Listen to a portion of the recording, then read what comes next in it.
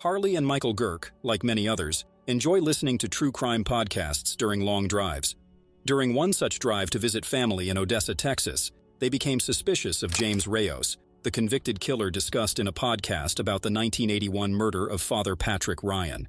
Thanks to their intuition, James has now been exonerated after 4 decades.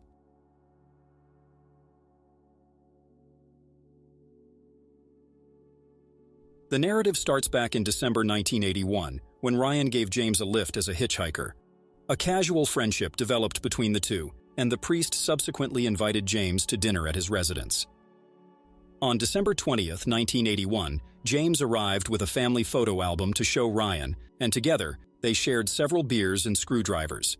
However, the evening took a grim turn when Ryan, nearly twice James's size, forced him to perform oral sex.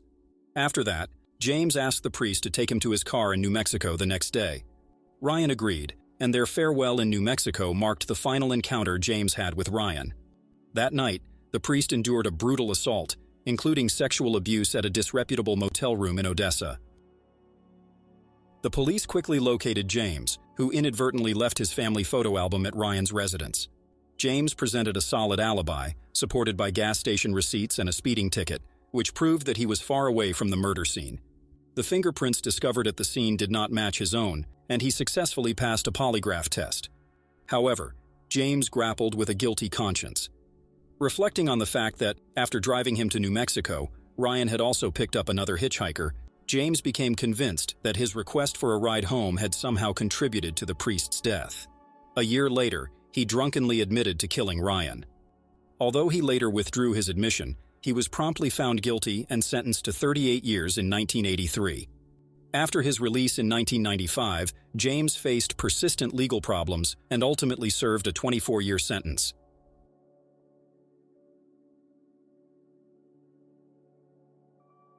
Several years later, while driving back to Odessa, Harlee and Michael Gerke came across his narrative.